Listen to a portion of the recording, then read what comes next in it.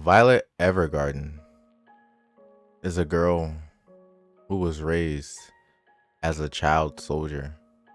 She fought in a war as a kid, and she looked up to her superior, who she referred to as the Major, and her superior's dying wish was to learn to love with all your heart. And that is what this show is about. A girl who's essentially emotionless and broken, learning how to love. Now, each episode talks about a different aspect of love, and the episode I'm going to talk about today is no different.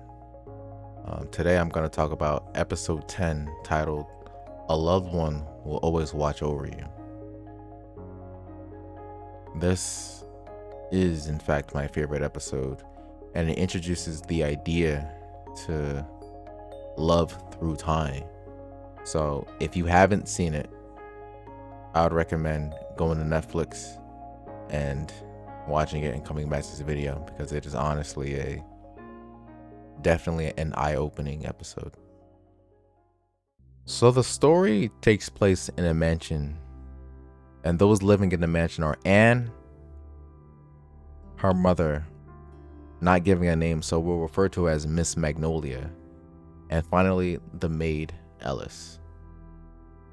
So the episode starts off with her mother and some other people talking in a room about the inheritance of the mansion, because Miss Magnolia is sick, and Anne is not necessarily aware of the full situation of her mother's health. So when Anne barges into the room, the conversation stops, and Anne tells her mother that someone is actually approaching the house. And they look out to the window, and it's none other than our protagonist, Violet Evergarden. Miss Magnolia had hired Violet Evergarden as an auto memory doll. Now, if you're not familiar with the series, an auto memory doll is someone who has the job of writing letters for people so that these people can convey their feelings to their loved ones. Now, the reason this job exists is because during this time period, as I understand it, many people could not read or write, and telephones did not exist. So it was very difficult to communicate to others. So this was the best sort of method to do so. So for the next 7 days, Violet and Miss Magnolia will be together hard at work writing these letters. And Anne wonders, who could her mother possibly want to write these letters to? So, on some level, Anne knows that her mother is very sick. And to her, she cares about her mother and Miss Ellis and no one else. Because no one else ever brings them any company. No relatives come by. And her father died in the war as a hero, as she believes. So she wonders, why would her mother possibly want to write these letters to? Because to her, it's a very pointless endeavor, because there's no one else to send it to. She wants to spend time with her mother because she knows her mother doesn't have much time left. So to her, it's all pointless. Anne is frustrated about the time that Violet and her mother are spending together. She wants to be with her mother because she knows her mother doesn't have much time together. But whether she's thinking about this subconsciously or consciously is something unknown, because Anne forces Violet to play with her. She forces her to have Violet read to her, to play riddles, to play house, and Anne enjoys this. She laughs. She likes Violet's company. She starts to have a better impression of Violet, that maybe she wasn't this bad person approaching the house. But there was a scene where Anne barges into her mother's room where she's talking with Violet, and she asks her to tie a ribbon around her hair, And ultimately, you know, Violet has to tie that ribbon around Anne's hair, and she reveals to Violet that she actually wanted her mother to do it, but her mother isn't able to because she's very sick. So this just reveals Anne has this dire need to be with her mother because she absolutely loves her and she just isn't getting that time. There's ultimately a breaking point, a point where Anne can no longer take this. She can't stand the time that Violet and her mother are spending together. She wants that to be her, or at the very least, she would like to be included in the letter writing sessions. And this breaking point happens when her mother coughs and slouches down on the table, and Anna runs into the room and she starts yelling at Violet to tell her to stop taking her precious time away from her mother because she knows her mother is sick. Miss Magnolia told her daughter, "I'll get better with time," but Anna realizes that her mother is actually getting worse. Her symptoms are not improving, and she yells to her mother, "How much longer will I be able to be with you? I just want to spend time with you, Mom." But she knows that when her mother passes away eventually, there'll be no one there. Her father is gone, and Ellis may not be there. So, and she storms off and she runs in the distance. And Violet is forced to chase after her and try to console her. Because to Anne, she feels as though the reason her mother is sick is because she hasn't been a good daughter. The logic that children have. Sometimes children tend to think that things are all their fault because, they were misbehaving or they didn't do what they were supposed to do. But in the reality, the situation is there was nothing she could have done at all. And Violet actually has a line to Anne where she's trying to console her. And Violet tells Anne, there is nothing that can be done, just like the hands that Violet has.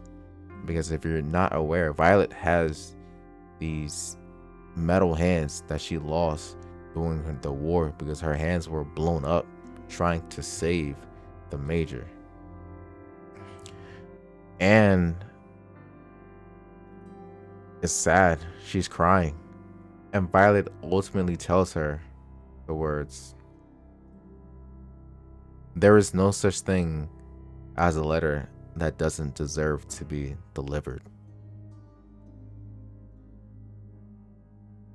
Their time comes to an end, and Violet completes her mission and is sent home. When she leaves, we see a little montage. And we see a montage of Anne playing with her mother.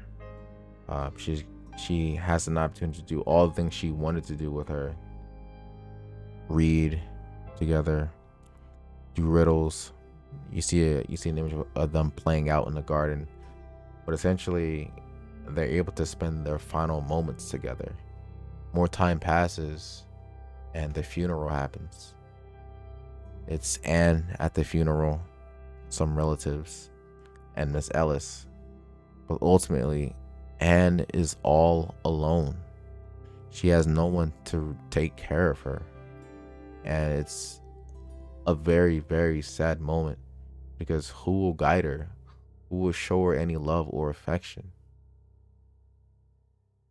But everything isn't seemingly hopeless because Anne learns that Violet and her mother were actually writing letters to Anne.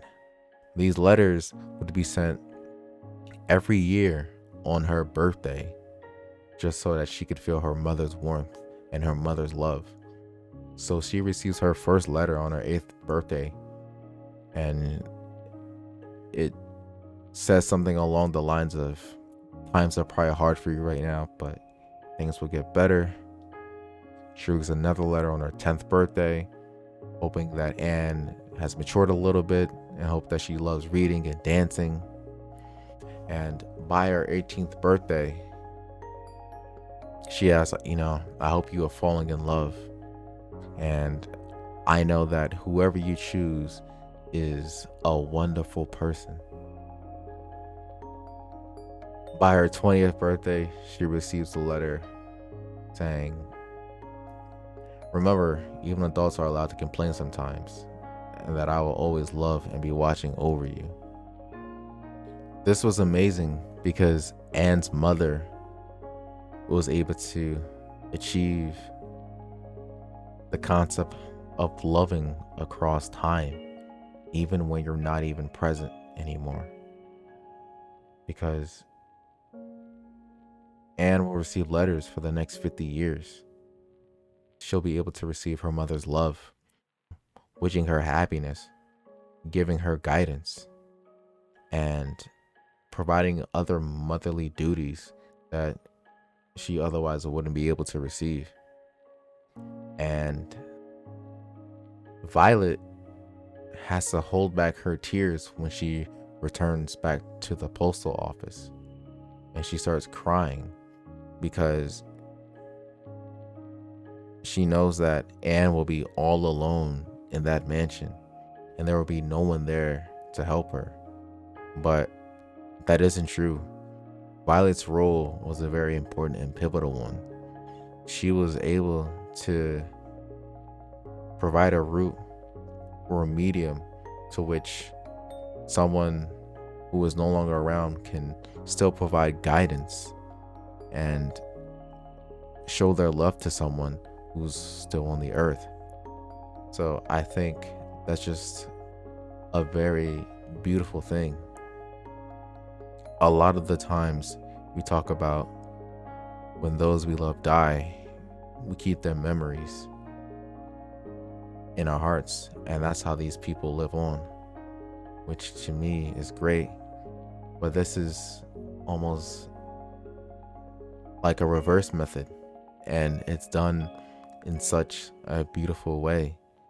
This method transcends technology and, in my opinion, transcends time, which is why I absolutely love this episode. Violet Evergarden, to love across time.